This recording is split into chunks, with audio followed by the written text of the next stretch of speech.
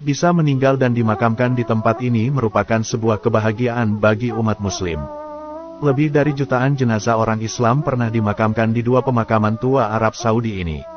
Setiap tahunnya, ada ribuan jamaah haji dan umroh yang wafat dan dimakamkan di pemakaman Baqi dan Mala. Pemakaman Baqi dan Mala merupakan pemakaman tua yang memiliki banyak karomah atau kemuliaan. Tak mengherankan bila para jamaah haji dan umroh berharap bisa meninggal di pemakaman Baqi Madinah dan pemakaman Mala Makkah. Apakah dari kalian ada sanak keluarga yang pernah wafat saat haji dan umroh di Makkah? Coba tulis di kolom komentar. Kalau ada, ini merupakan sebuah kabar bahagia untuk para almarhum yang telah wafat. Mari kita bahas sejarah dan keutamaan makam Baqi di kota suci Madinah dan makam Mala di kota suci Makkah.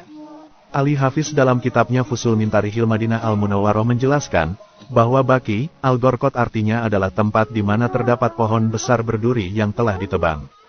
Tempat tersebut kemudian dijadikan makam terbesar dan terluas di Arab Saudi. Karena itulah dinamakan, Baqi, Al-Gharqad.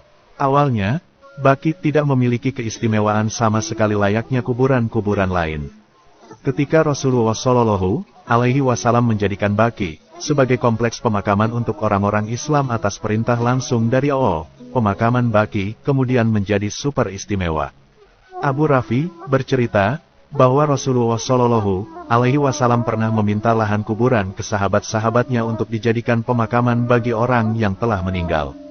Beliau meminta agar tempat tersebut berada di pinggiran kota Madinah. Rasulullah Shallallahu Alaihi Wasallam bersabda, "Aku diperintahkan Allah untuk memilih tempat ini, Baqi."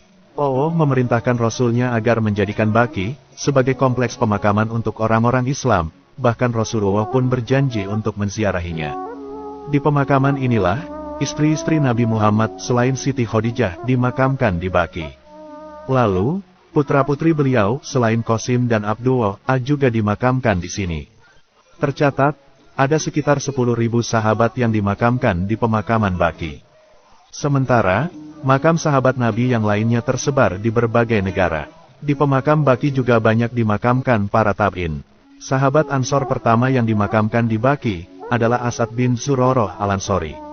Sementara dari kelompok Muhajirin adalah Utsman bin Maz'un. Sedangkan dari kelompok ulama diantaranya adalah Imam Malik bin Anas, yaitu pendiri mazhab Maliki. Ada banyak sekali keutamaan makam Baqi di Madinah ini. Rasulullah Shallallahu Alaihi Wasallam bersabda, "Siapa yang bisa meninggal di Madinah, silahkan meninggal di Madinah. Karena, aku akan memberi syafaat bagi siapa saja yang meninggal di Madinah." Hadis riwayat Tirmidzi. Selain itu, Rasulullah Shallallahu Alaihi Wasallam juga bersabda, "Aku adalah orang pertama yang akan dikeluarkan dari bumi, kemudian Abu Bakar dan Umar. Kemudian, kami dibangkitkan dan kami pergi menuju Baqi, lalu mereka semua dibangkitkan bersamaku. Setelah itu, aku menunggu penduduk Mekah dan mereka semua dibangkitkan bersamaku. Mereka semua berkumpul memenuhi antara dua tanah haram, Mekah dan Madinah." Hadis riwayat Ahmad dan Tirmidzi. Selain pemakaman Baqi, pemakaman Mala di Madinah juga menyimpan keutamaan yang sangat besar. Dahulu, Mala adalah nama salah satu perkampungan di Mekah. Nabi Muhammad tinggal di perkampungan ini sebelum beliau hijrah ke Madinah.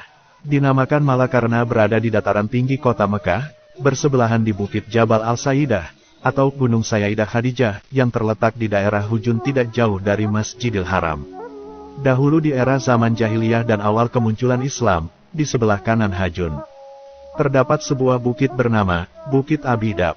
Sementara di sebelah kiri, terdapat Bukit Safi Al-Sabab yang diperluas ke jalur Al-Dahir dan Hirman. Pemakaman Mala kemudian dikenal dengan kompleks pemakaman tertua di Mekah, yang usianya sudah lebih dari 1.700 tahun. Diperkirakan, Mala mulai dijadikan sebagai kompleks pemakaman pada abad ke-6 Masehi ketika orang-orang Quraisy mulai menguasai Mekah. Pemakaman Mala juga dikenal dengan Maqbarah Al-Hajun atau pemakaman Hajun, dan Janatul Mala atau surga Al-Mala. Sedangkan orang-orang Syiah di Iran menyebutnya dengan pemakaman Abi Thalib. Di antara nama-nama keluarga Nabi Muhammad yang dimakamkan di Mala adalah Qusay bin Kilab yaitu kakek kelima Nabi, lalu ada Abdul Manaf bin Qusay, Hashim bin Abdul Manaf, Abdul Muthalib bin Hashim, dan Abu Thalib. Selain keluarga Nabi, setidaknya ada 45 sahabat Nabi yang dimakamkan di Mala, yang terdiri dari 38 laki dan 7 perempuan.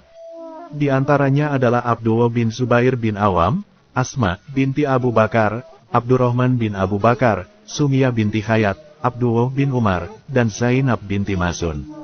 Pemakaman Mala menjadi sangat istimewa karena di pemakaman inilah istri pertama Rasulullah yaitu Sayyidah Khadijah beserta kedua putranya Qasim dan Abdullah dimakamkan. Di antara keutamaan makam Mala adalah sebagai berikut. Nabi Muhammad Shallallahu Alaihi Wasallam bersabda, Allah akan bangkitkan dari tempat ini, Mala, dan dari seluruh tanah haram 70.000 orang yang akan masuk surga tanpa hisab. Wajah mereka bercahaya laksana bulan purnama.